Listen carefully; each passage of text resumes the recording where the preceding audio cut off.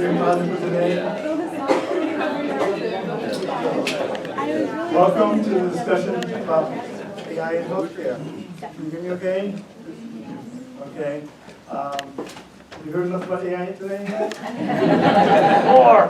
Well, I had a whole week of it. I've been at a healthcare conference down the street here at Major Pier, and that's all I want to talk about is AI now. So it's really very interesting. So, welcome. My name is Brian Bennett. I'm one of the instructors here. I teach data analytics classes, marketing classes, and been doing a lot of things. I live in San Diego, so it's not much of a sacrifice because the weather's been nice. I tell people I'll come to Chicago. I used to live here, but I come back to Chicago between months of April through October. That's it. Living in San Diego is very different because people love the snow. They can drive us on mountains to see snow. And it's like, if I haven't seen another snowflake ever again in my life, it'll be too soon. So, all right, enough of my jokes, my dad jokes, my kids always tell me, shut up, Dad. All right, so we're going to talk about today, talk about the AI journey, how we got to where we are today, and how AI fits into the picture. Talk about utopia, what the perfect world of AI healthcare will look like to everyone. And then we're going to talk about, oops, too fast. And we're going to talk about the challenges implementing healthcare analytics AI, healthcare AI. There's many of those, and we're going to talk about some of the uses of it currently, and sort of conclusions, and answer the questions if you might have any. We don't have a lot of time, so we're going to move along here. So the healthcare journey. So it started off several years ago when they were implementing healthcare health records. And before then, all the health records were kept on paper. So I was speaking at a conference in Las Vegas, talking to some doctors, and he said, Brian, we lost all of our records in Katrina. Think about that. That happens all the time between hurricanes, fires, whatever like that. I know doctors who live in Chicago, keeping all their paper records, for old patients down in the basement. I can imagine how much renting. Am I coming in and out? In and out. In and out. Imagine how much the renting that storage space in the basement of the downtown Chicago office building is costing. So there was a lot of resistance back when we were trying to change them to electronic health records. Eventually we got them there, but they wouldn't have done it if the government hadn't mandated them to do it. I know so many doctors who retired instead of wanting to convert. Okay, thank you. So it was originally focused on precision medicine, how to make the better outcomes for the patients. Then we were publishing health analytics. That's when I got excited because I've been in analytics for 30 years. I was like, gosh, I want to get in there and get on that. I can help out. Well, there's a lot of social determinants of health that are very predictive, but we never still got there. We're still working on the analytics part. And like I said, I've been writing, this has been going on for a long time. I wrote my first book in 2015 on the subject. I spoke in London in 2017 on the same subject. Okay, so we've been going on for a long time and haven't made a lot of progress, unfortunately. So in the stages of analytics development, we start off with the descriptive stage to the diagnostic, to the predictive, and the descriptive, and now we get to cognitive, what we call AI right now. And as you move along this continuum, you've got, goes from the benefit from the descriptive all into the cognitive, benefits increase, as well as the complexity. Looking at what you did in the past is very easy, as opposed to predicting what's going to happen in the future. And then the focus, again, is past to the future. So if anyone been in my analytics class, you'll see, you're probably familiar with this table here, where we talk about these are different stages of analytics, and these are the things you can do with it. So if you're talking about descriptive analytics, you're talking about how many patients do we have that had high blood pressure, talking about the healthcare example side here. And you go to diagnostic, why did they develop high blood pressure? Down to predictive, and say, what are the chances Mr. Jones' high blood pressure will result in a stroke? And I'll proceed prescriptive and say, how can we prevent Mr. Jones from having a stroke? Then you come into the cognitive AI, cognitive. I'm just going too fast my own self here. There's more than natural language processing, where you can ask a question or ask it to do something for you. It looks at large sets of data and analyzes that and says, okay, this is what you could do. You could do. The basic part of AI is doing just predictive analytics part of it. It's asking, is the probability of this is the answer, and the probability of this is the answer. But there's several branches off the street. There's the predictive part of it, then there's the traditional, and then also there's the generative part. Those are all different branches of the same AI tree. Keep going out. No? Back and forth. Okay. So we going back and forth? Yeah, I think you should. I need to step here and stay here. Yeah.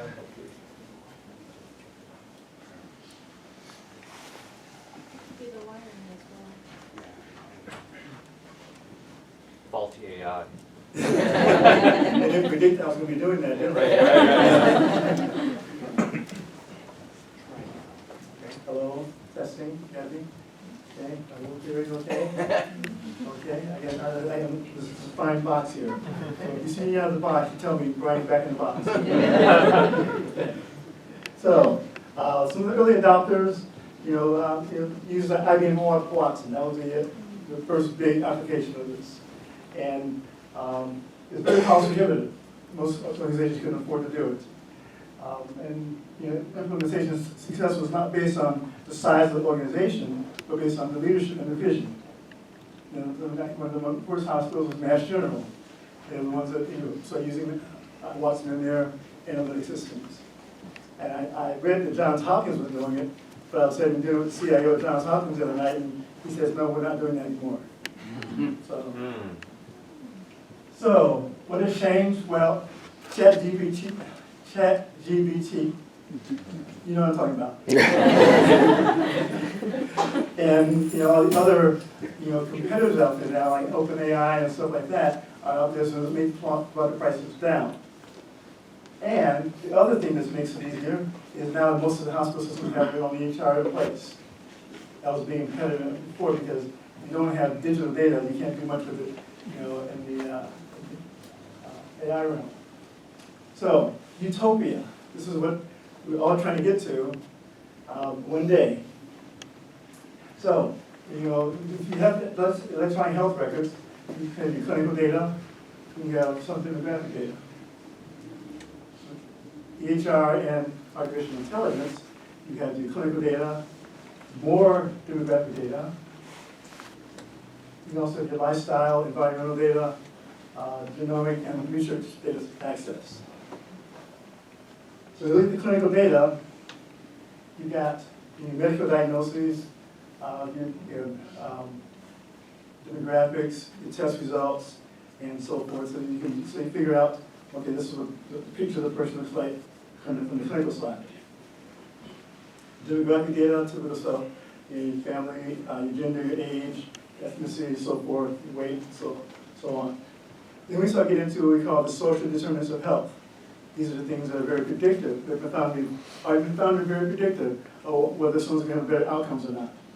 So, like, in terms of a caregiver, if you have somebody in your house or somebody close to you who's going to make sure you take your medicine, make sure you take your follow-up appointments and so forth, you're going to have better outcomes than those who don't. Same thing with the mobility. If you're bedridden or if you sit around a lot, your outcomes are not going to be as good as someone who's up and being active. In the education level, the more educated people are, the better outcomes they get out of their medicine. Access to private transportation. Someone's going to drive you to your appointment, either you or someone else. You get that. Then there's environmental data. That's the area income level, which is very probably highly correlated to education level, right? Think about that. And you have access to public transportation. You're in Chicago, you have good public transportation system. California where I live, you don't. My son's commuting while he's in school to his evening internship, took him 2 hours back and forth, okay, on buses. No fun. So, but Cleveland Clinic was one of the first hospital systems to pioneer using ride shares. They contract with Uber, and CMS has approved reimbursements for that kind of stuff now, so that's helpful too. Then you have access to grocery stores. We can call them, if you live in a food desert, okay, what they call it, then you're not going to have as good an outcome as somebody who has access to a grocery store. You get fresh fruits and vegetables and other foods, because you're going to tend to eat what's close to you, which would mostly be McDonald's or whatever like that. Even if you have public transportation, can you imagine lugging 5 bags of groceries on a CTA bus? That's not going to be a lot of fun, is it? Okay, you got a CTA bus sometimes, it's not fun, period. I did it when I was here, so that's cool. Then there's the genomic data. Your DNA sequencing, your genetic markers. I have a friend of mine in Florida right now, and she thought her father passed away last year of a rare disease. And so his doctor suggested she get tested for the same disease and found that she has the same markers. Her brother and sister don't have them, but she has it. So they're trying to be preemptive and trying to treat that ahead of time as best as they can. So it's very important to have that. Then there's research data. Living in San Diego is a very biotech-friendly area. We have a lot of new biotech companies are out there. And so I was in a venture capital and biotech conference 2 weeks ago, talking about all the clinical trials that they're doing, trying to take the new products to market. Do trials for it and see how well it's doing in the trials versus the population. And all that is research studies. As a doctor, you can't read all those research papers. You can't read all those journals. Every specialty has their own journal, and at least sometimes they have 2 or 3 of them. And there's no way the doctor can keep up with it. I've had a friend who had high blood pressure, and she went to the doctor, and the doctor prescribed one medicine for her. She wasn't doing too well on it, so she called making an appointment to see another doctor. He was on vacation, so she saw his colleague, and he prescribed something different for her, because she didn't do even worse on that medication. Went back to see her doctor when he came back from his vacation. He says, "You know what? I bet you're feeling sluggish and this and that and so forth and so forth." I said, "Yeah, I am. But that medication he prescribed for you does not do well with African American people." Okay? And he just happened to know that because he reads a lot. Not every doctor is like that. There's just too much stuff to try to keep in mind. So what we're trying to do is get to the right information, to the right, at the right time, to the right provider, to get the right treatment plan and diagnosis. Okay? That's the bottom line. So the challenges we have right now in healthcare, there are many of them. From healthcare, healthcare technology burnout, you got people issues, you got processes, technology, leadership, and financial right now too. So you can imagine yourself being a healthcare executive, and you have taking care of your daily hospital operations. Then on top of that, the last year you've done the electronic records. Then you have the ICD-10, and you implement that. And now you're trying to do public health and ICD-10, and now you're trying to do artificial intelligence. What happens there? Okay. So then on the people side, you have a lot of lack of clinician cooperation. They don't believe in this stuff, okay? The same thing it was with the EHR, they don't want to do it. And some hospitals, after we had the implementation on EHR, we went back to them a year later, they're saying, "Oh, we've got 15% compliance." I said, and they were happy with that. I said, 15% compliance, that's not good. So you need that, and a lot of it's a challenge. So you have a lack of cooperation, lack of talent, because healthcare doesn't pay as well as other industries. So you can't get the top-notch people, and now you have a lack of trust and transparency. And, do you blame them, either the doctors or the patients? We don't know how that data set was created, right? So, I'm out of my box, am I? That's what it's telling me. So, lack of transparency, you don't know what's coming out of the AI, if it's the correct thing or not. Because we don't see all of these going into it. This is going to be tough. It's going to be very tough. So, in my book I mentioned earlier, my philosophy is to don't tell the doctor what to do, give them some choices. So you have a 70% chance of X, Y, Z, of X, and you have a 20% chance of Y and 10% chance of Z. Then they can make the decision. They may have already tested for the 70% one, or they may not be a test for that yet. You don't know that either. But it has to be in their hands to make that final decision. You can't have that because they're not the boss of the, actually, the playground. Then the talent gap. All those technical people that you need to have for all this kind of stuff, most of them are employed already. And y'all are making a lot of money. Healthcare in general pays 75% of what other industries pays. So you got this issue here. Well, if I'm going to get it, if I'm offered a job as a data scientist from Google or Amazon, and I get offered a job from Advocate or Amida, or whatever their name is now, who am I going to go to? There's going to be a big difference in salary, 200,000 to 150,000.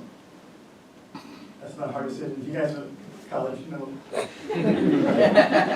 I hope you know. Well, I'm telling you, okay? Then there's process issues, but unlike the EHR implementation, it's not a process problem.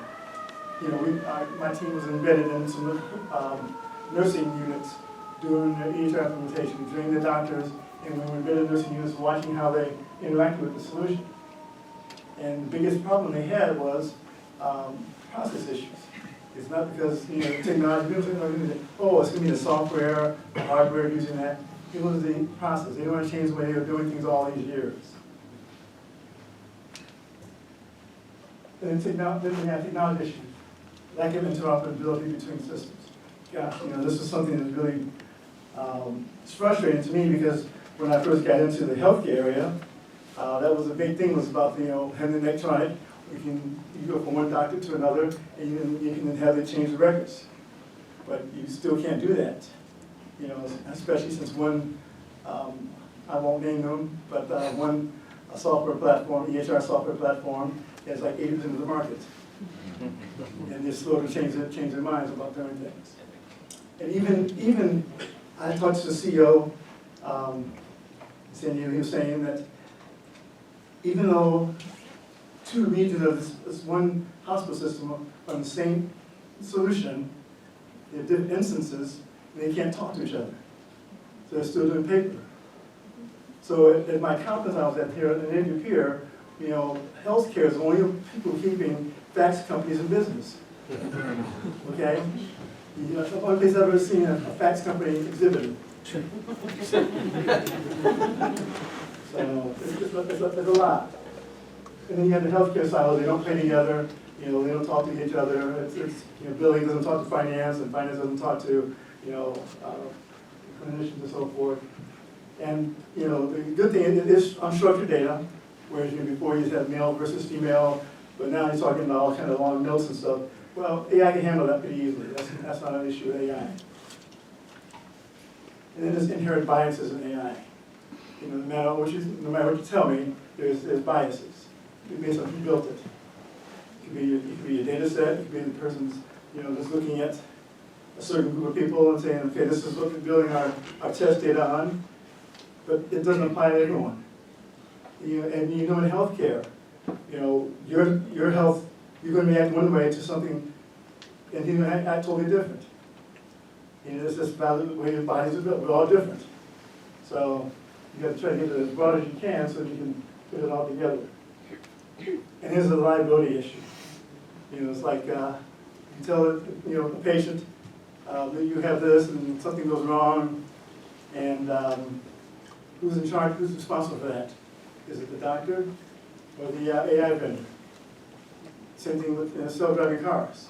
They're really still trying to figure that out. So if you're still using self-driving, I'd caution, especially driving in Chicago. Okay. All right, so if you get in an accident in your Tesla, because you're on self-driving mode, is Tesla going to pay for it? Probably not. So, but that's those kind of issues you have to deal with. So the problem is you're not getting the real-time data, real-time information to the doctor at the right time. You know, listen to the CIOs talk at the conference and they say, you know, we get the data out of the EHR and we run it overnight, we get answers back to the physician 2 days later, and this is what the answers are. So we just do quick, Andrew. Yes, sir. Thank you for coming in today. Thank you. We found out we got your test results back, and you know you have this XYZ, but we can treat that. You know it's, success rate is very high on this. Yes. Okay, so nurse will give you the orders, and you'll be in great shape. Now that's one way to handle it. The other way is 2 days later. Hi Andrew, how are you doing? We found you have the test results are back, and you have this disease. And you rattle on, you have so much time, all this kind of stuff.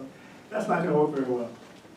Or they'll say, Andrew, call me out this for an appointment the next, when you can. And if anyone's been in the doctor's office lately, you know you can't get in one before 3 weeks, at least. Okay, so all the anxiety is building up in you, and that's not good either. So there's a lot of challenges, and I'm trying not to be Mr. Dr. Doom, but I'm just sorry to tell the truth.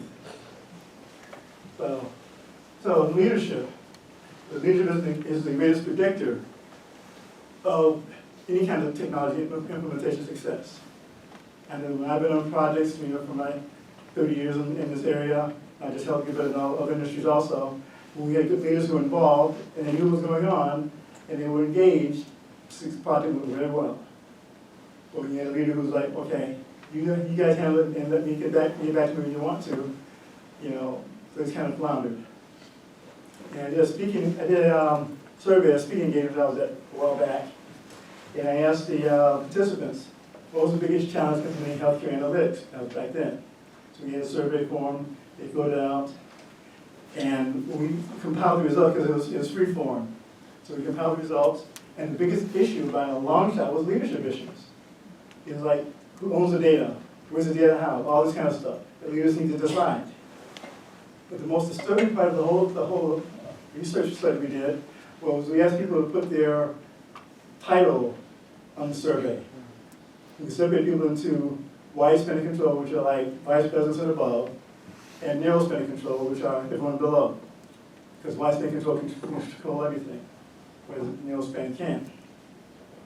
And out of the 9 dimensions we measured, 7 out of them were exactly the same between the wide span and the narrow span, including leadership, which means that the leaders didn't understand what their role was in the whole process either. So it was very, very eye-opening. And financial. Hospitals are losing money right now. You've probably read in the news. I don't think this, I can't remember good news from the hospital system since COVID right now, because they've lost a lot of doctors retired after COVID, nurses retired, so they're trying to get more patients in, and your doctor, that's why you can't get an appointment for 3 or 4 weeks, because they're backed up. So, it's tough, and they're losing money right now. So, and then there's liability issues we talked about before. Who's going to handle, who's going to pay for this, and who's going to be in trouble if there is a problem. But there is a glimmer of hope. There are some actual AI uses in healthcare right now. Okay, most of them are on the administrative side. So messaging patients. My healthcare system out there uses it for, we remind you of an appointment so and so day, or you need time to get your flu shot, something like that. That's messaging. There's revenue cycle management. That's we try to go through and analyze the data, because you can have 2 patients in, get the same procedure, put the same code on their for their insurance recovery, and you may get reimbursed full for one and not for the other one.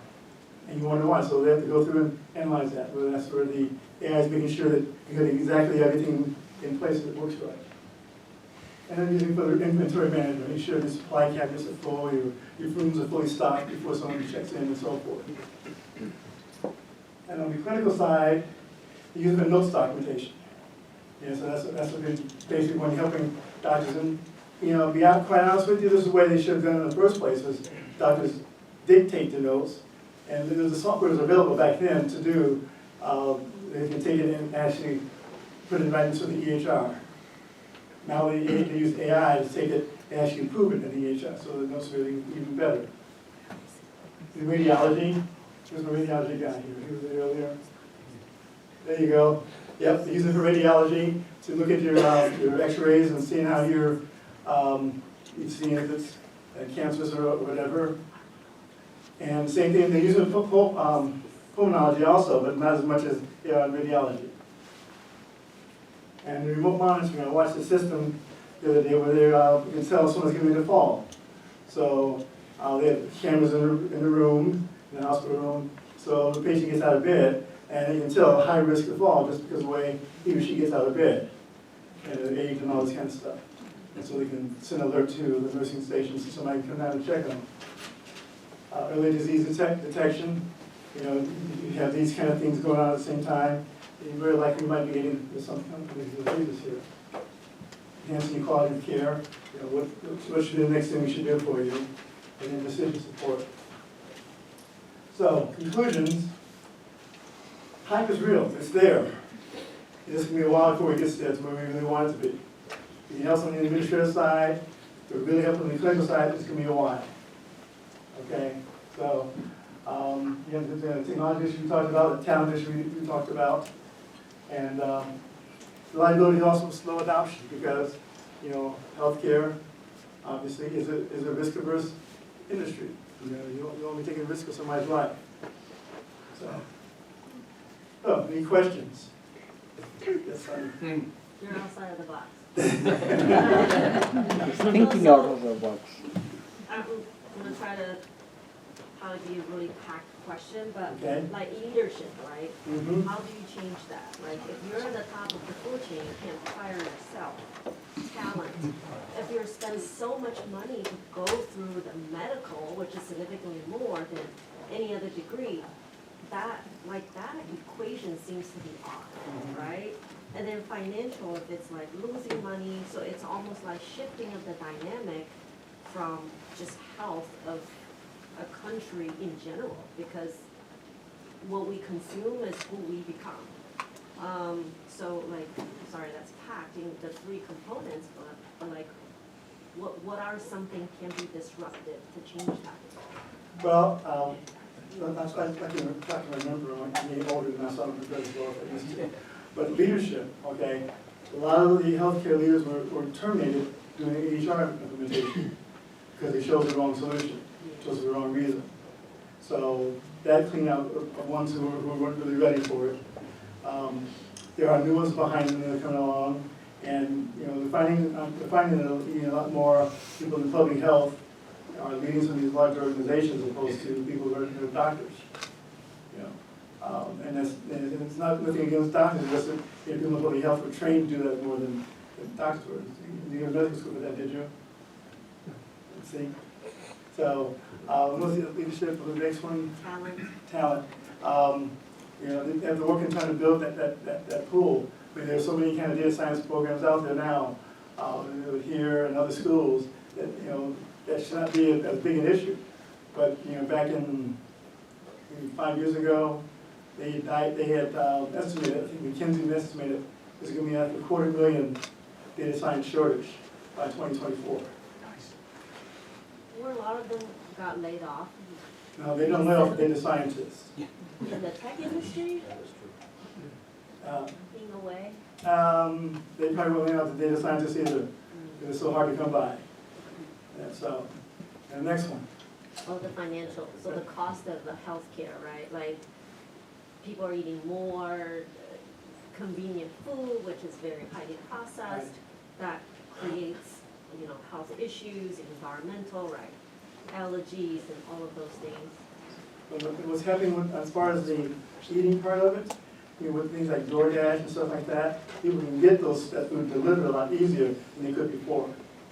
You know, before you had, you know, you had a grocery store anywhere within 5 miles, you were up the creek. So now you can get shipped in, you know, even Walmart delivers groceries now. So there's really no excuse for not eating right. And they're doing some other programs with the patients too to help them, you know, on their diet part, because they understand that diet is as important as the health, particularly health, important part of it. Do you have one more? Okay. Next question. Yes, sir. No, I would just say, I mean, I work in healthcare, I'm a data scientist for a major system up in Cleveland. We're not letting go of our data scientists, I'm not letting go of any of my analysts. It's very hard to find talent, especially people with clinical backgrounds. Yeah. That's what I really try to find, because it does take a certain type of person. So if anybody's interested in that, I'm sure that. Make sure to educate yourself, go into the different EMR systems are. The one up in Wisconsin, not gonna mention my name. We know who it is. Yeah, they got their monopoly, unfortunately. Yeah. But yeah, learn about them, learn about their certifications, and they're working on capstone projects and things like that. Reach out to your local hospitals. Reach out to the Lurie folks. I got some contacts over there as well, so if we do know we can connect or something. So, yeah. Okay. Sorry, Thank to you. interrupt No, your thank you very much. I appreciate that. presentation. Anybody else? Yes, sir. Where would you say your average American hospital is in terms of the pyramid of analytics, like ranging from descriptive to cognitive? Well, you know, back in 2015, we started doing a thing called State of Population Health Analytics. And we were tracking all, you know, the whole system, how the industry was moving along the continuum. Because the continuum, there's the technology, process, people, and process. And we did it for 3 years, and we saw very little progress, so we just had to stop doing it.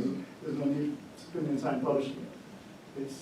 It's still, as far as where they are now, it's still mostly like descriptive. Would you say so? Yep. So, yes, sir. I've done a lot of like IT transformation work, not in healthcare, but I'm curious what your favorite tips are for getting leadership buy-in when that's a barrier for like situations you've encountered in the past. Well, take my class, no. Read my books, okay. No, but it's interesting you mentioned it, because I was at a conference in Houston one time, and they was asking me, so shouldn't decisions be made at the bottom, and they tell leaders what to do? So that's not going to be buying across the organization. So you have to find good leaders and work with them. There are a lot of good healthcare leaders out there, a lot of good ones. And you know, I've met most of them at the conferences I go to. So you know, you get a tip.